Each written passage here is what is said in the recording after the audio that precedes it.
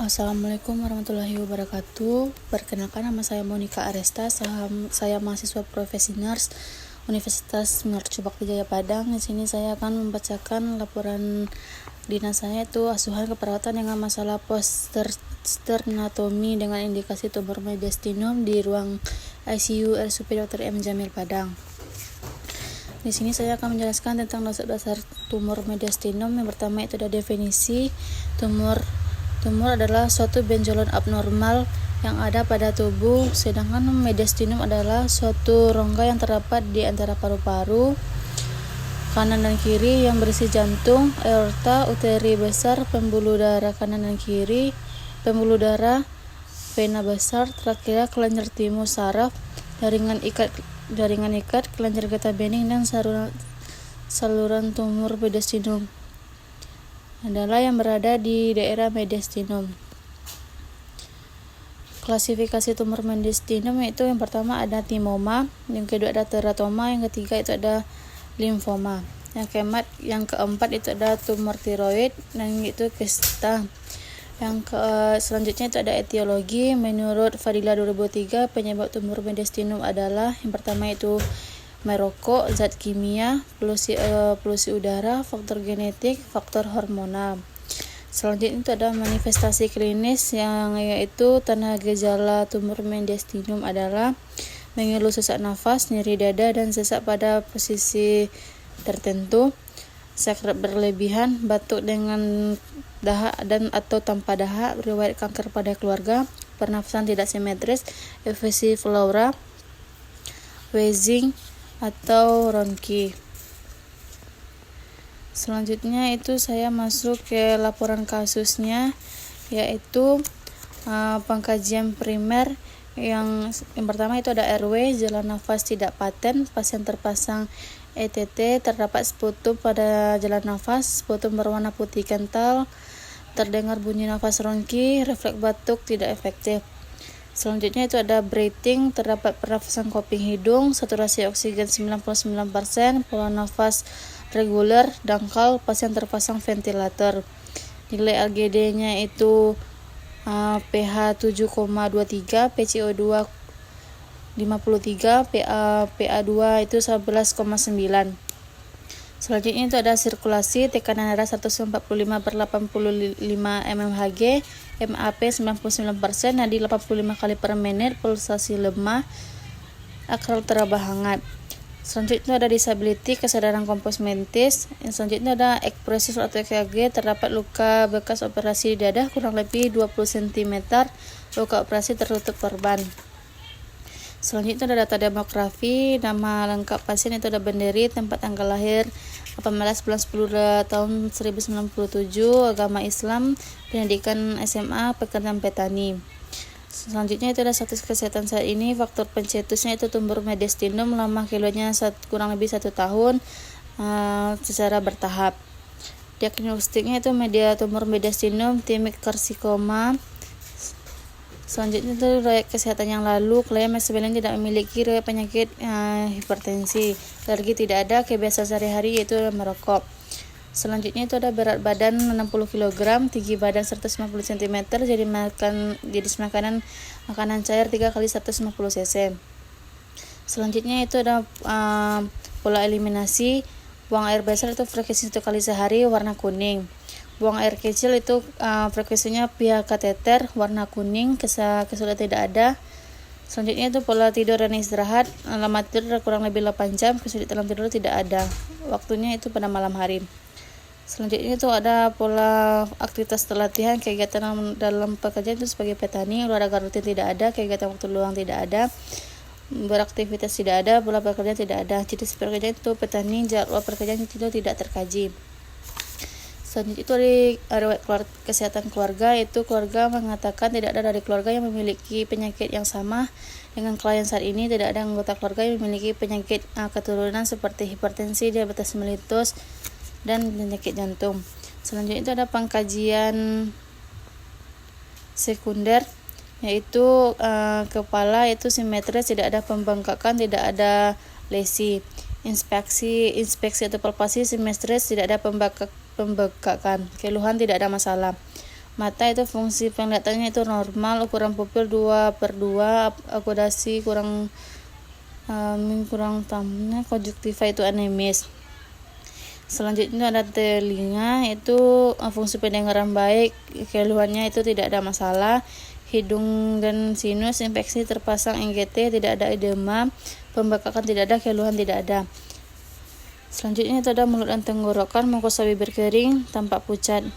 Kegiatan gigi bersih, keadaan member mukosa itu kering dan pucat, keseluruhan menilai itu pasien terpasang NGT. Selanjutnya itu pemeriksaan leher, itu leher tampak bersih, inspeksi itu tidak ada, klien tampak bersih, tidak ada udem, tidak ada pembengkakan kelenjar tiroid dan kelenjar limfe. Selanjutnya itu ada toraks, terdapat luka operasi di dada, tampak bekas luka operasi, orkestrasi terdengar rongki. Perkusi jantungnya itu sonor, orkestrasi paru terdengar rongki, pola ventilatornya CPAP, auskultasi jantung tidak ada bunyi jantung tambahan. Selanjutnya itu ada sirkulasi, frekuensi nadi 85 kali per menit, saturasi 100%, tekanan darah 185/85 mHg, MAP 73. Suhu tubuh 37,37 derajat Celcius, sianusis tidak ada, terbuat kulit baik, abdomen tampak di atas, infeksi tidak ada, luka di perut, austrasi bising usus bertambah, palpasi tidak ada, nyeri tekan, perkusi timpani, jenis diet makanan cair, nafsu makan baik, pengeluaran NGT 50 cc, frekuensi BAP 1 kali sehari, keluhannya tidak ada, frekuensi BAK terpasang kateter, volume urinnya itu kurang lebih 500 cc, pengeluaran kateter 250 cc, hematuri tidak ada, keluhan BAK-nya juga tidak ada. Selanjutnya riwayat kehamilan tidak ada, penyerahan nadi vagina tidak ada, keluhan sistem reproduksi tidak ada. Selanjutnya itu ada ekstremitas, inspeksi tidak ada, udem, massa otot lemah, kekuatan otot lemah, tonus otot 44/33, kejang tidak ada. Selanjutnya itu ada data labor. Yang pertama itu HB 11,1, leukosit 18,420, trombosit 195, gula darah sewaktu itu 130, pH 7,3, PCO2 53, PaO2 161, HCO3 itu 20,6. Selanjutnya itu ada pengobatan. Yang pertama itu dapat ampicillin subbactam, asam terasinamid, vitamin K 3 kali 10 mg, ketorolac 3 kali 30 gram. Itu ranitidin 2 kali 50 mg, sudakum 3 kali 40 mg, dexamethasone itu 3 kali 5 mg, furosemid 3 kali 450 gram. Selanjutnya itu analisa data. Yang pertama itu tidak dapat data subjektifnya itu tidak dapat terkaji. Data objektif itu terdapat sputum pada jalan nafas, sputum berwarna putih kental, klien terpasang ventilator, terdengar rongki, frekuensi nafas 27 kali per menit, refleks batuk tidak efektif, sputum berwarna putih kental. Diagnosa masalah perawatannya itu bersinyal nafas tidak efektif, itu laginya hipersekreksi.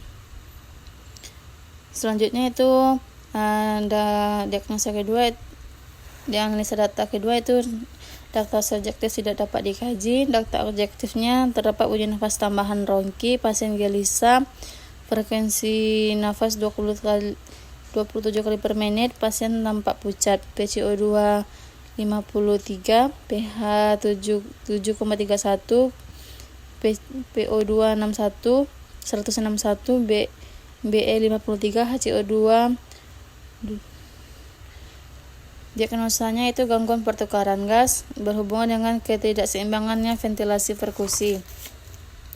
Yang ketiga itu data subjektif tidak dapat dikaji. Data objektif terdapat luka pos operasi di dada, luka tampak kemerahan, ukurannya kurang lebih 20 cm, luka tampak memanjang, luka tertutup. Diagnosa itu gangguan integritas jaringan berhubungan dengan perubahan sirkulasi. Diagnosa perawatan adalah bersinyal nafas tidak efektif, gangguan pertukaran gas, gangguan integritas kulit, dan perubahan sirkulasi. Selanjutnya itu intervensi keperawatan. Diagnosanya bersin jalan nafas tidak efektif, SLKI bersin jalan nafas, psikinya itu manajemen jalan nafas. Yang kedua itu gangguan pertukaran gas, SLKI-nya itu pertukaran gas, psikinya itu manajemen ventilasi mekanik. Yang ketiga itu gangguan integritas kulit berhubungan dengan sirkulasi, luarannya itu integritas kulit dan jaringan. Intervensinya itu perawatan luka. Selanjutnya itu ada evaluasi. Evaluasinya itu yang pertama itu bersin jalan nafas tidak efektif. Implementasinya monitor pola nafas, monitor bunyi nafas tambahan, monitor sputum, mempertahankan patahan jalan nafas dengan hetil, memposisikan sirkulasi atau Fowler, lakukan pengisapan lender, lakukan hiperseleksi sebelum pengisapan, kolaborasi pemberian bronkobilator. Evaluasinya itu subjektifnya tidak dapat digaji, objektifnya itu pasien tampak sesak, terdapat bunyi nafas rongki, sekret tertahan, pernafasan 23 kali per menit. Masalah belum teratasi, intervensi masih dilanjutkan. Senin itu gangguan pertukaran gas, monitor indikasi mekanik, monitor ventilasi dan skala oksigenasi, monitor efek ventilasi, monitor gejala peningkatan pernafasan, atur posisi kepala 45-60 derajat, lakukan perawatan mulut, siapkan bag full mask di samping. Evaluasi subjektifnya itu tidak dapat terkaji, objektifnya pasien tampak gelisah, pasien tampak tidak nyaman, luka operasi normal. Masalah keperawatannya belum teratasi, intervensi masih dilanjutkan. Selanjutnya itu diagnosa ketiga itu gangguan integritas kulit, monitor karakteristik luka, monitor tanda gejala infeksi, lakukan pengisapan luka, pertahankan teknik steril, kolaborasi pemberian antibiotik. Subjektifnya tidak dapat terkaji, luka tampak masih basah, luka tampak memerah, ukuran luka kurang lebih 20 cm, masalah belum teratasi, intervensi masih dilanjutkan. Baiklah, hanya itu penjelasan dari saya dari laporan ICU. Saya jika kesalahan mohon maaf. Assalamualaikum warahmatullahi wabarakatuh.